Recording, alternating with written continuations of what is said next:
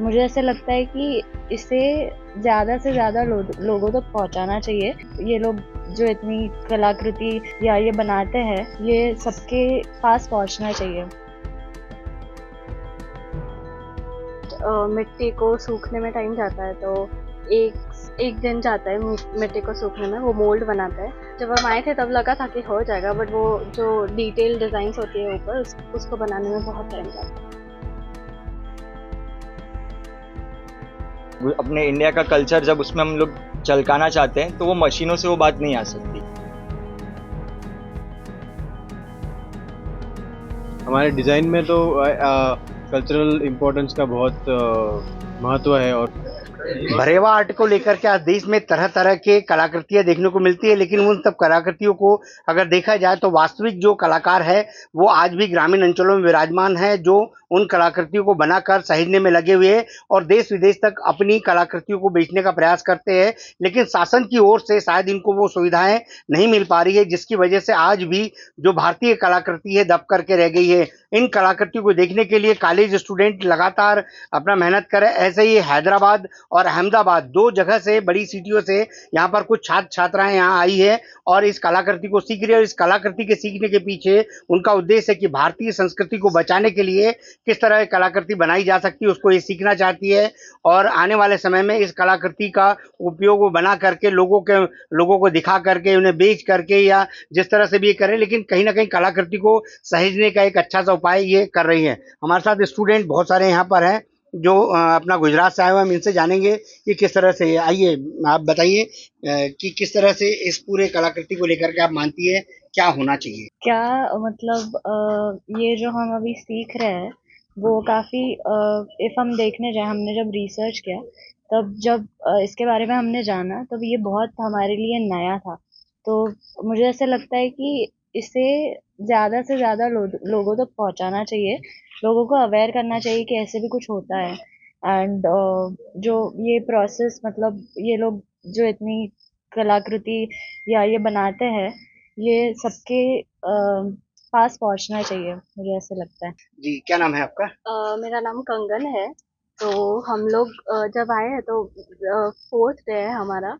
तो फर्स्ट मिट्टी को सूखने में टाइम जाता है, तो एक एक दिन जाता है मिट्टी को सूखने में। वो मोल्ड बनाता है, फिर उसके ऊपर डिज़ाइन करता है। तो वैक्स का जो होता है वो, तो उसके लिए भी टाइम जाता है क्योंकि वो डिटेल होता ज्यादा है। समय लगता है हाँ, मतलब इसको हाँ, बनाने के ज़्यादा लिए। समय लगता है। लगता है कि ये कठिन कलाकृति हाँ, है, बहुत। लेकिन जब हम आए थे तब लगा था कि हो जाएगा, बट वो जो डिटेल डिज़ाइंस होती है ऊपर उसको बनाने में बहुत टाइम जाता है। आज आधुनिक युग चल रहा है, आपको लगता नहीं कि मशीनरी उपयोग ज्यादा हो रहा है, इस कलाकृति को ज्यादा लोग देखते नहीं, क्या मानते हैं इन चीजों को लेकर के। तो जो ऐसे ये हमारे क्राफ्ट है तो इंडिया का जो कल्चर उसमें हमको शो करना रहता है वो मशीनों से शायद नहीं आ सकता। जब हम हाथ से वो कोई चीज़ बनाते हैं अपनी पूरी मेहनत करके, उसके साथ खून पसीना एक करके, जब आर्टिजन अपने इंडिया का कल्चर जब उसमें हम लोग झलकाना चाहते हैं तो वो मशीनों से वो बात नहीं आ सकती।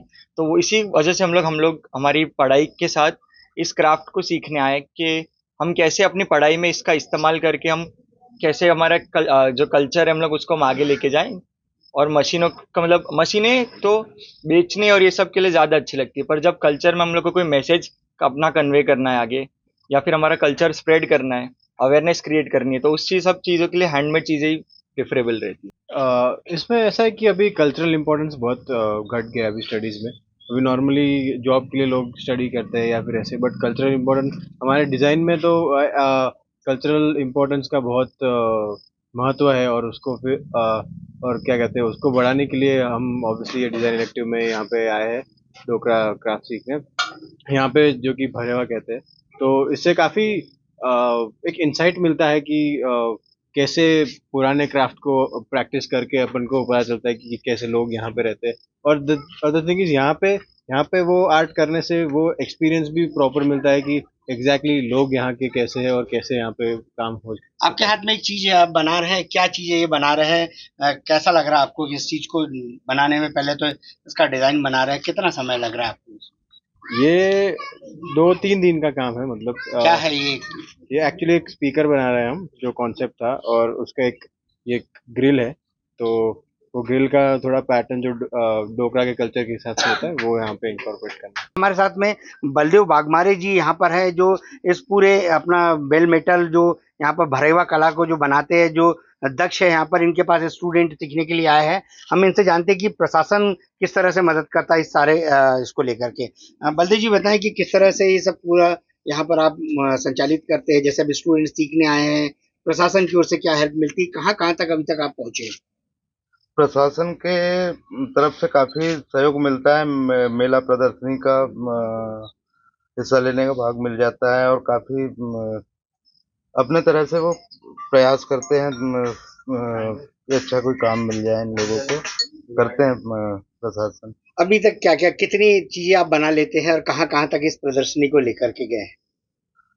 मैंने मध्य प्रदेश शासन का मध्य प्रदेश हस्तशिल्प एवं विकास निगम है, उसके माध्यम से ऑल ओवर इंडिया में मेट्रो सिटी में तो पहुंचा दिया इस काम को।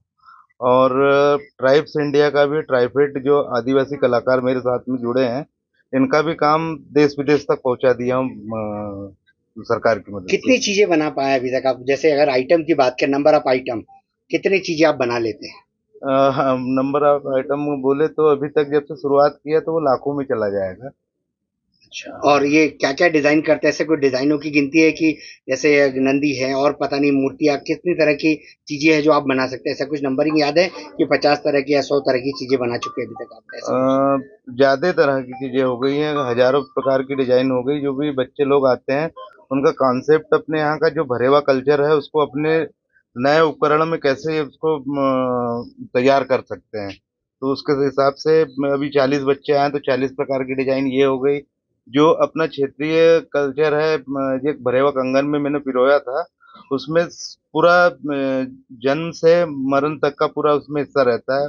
वो चीजें मैंने आसपास जो ट्राइबल क्षेत्र है उस हिसाब से बनाया था, उनका रहन सहन, पुराना पैटर्न, कपड़ा कैसे पहनना है, बैलगाड़ी कैसे चल रही है, कुआ होता था, बावली होती थी, ये सारी चीजों का उसका भरेवा कंगन में मैंने बनाना ऐसी किया। कौन सी फेमस चीज है जो आप मतलब ज्यादातर आपसे रिक्वायर लोग करते हैं कि ये चीज बहुत अच्छी बनती है?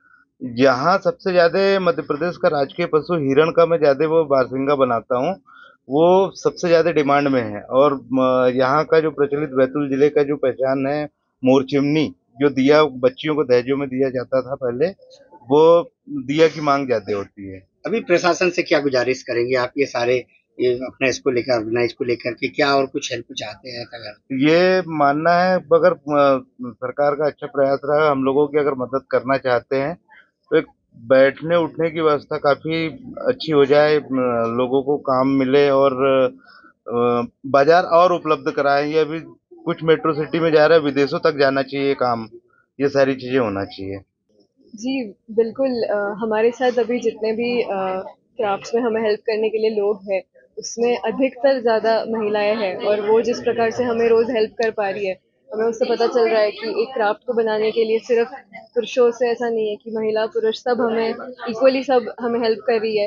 एंड डेफिनेटली उनकी डिज़ाइंस, उनकी जो हमारे लिए उनकी तरफ से जो मदद है वो हमें ज़्यादा हेल्प कर रही है एंड उसकी वजह से ही मार्केट में प्रोडक्ट ज़्यादा चलते हैं।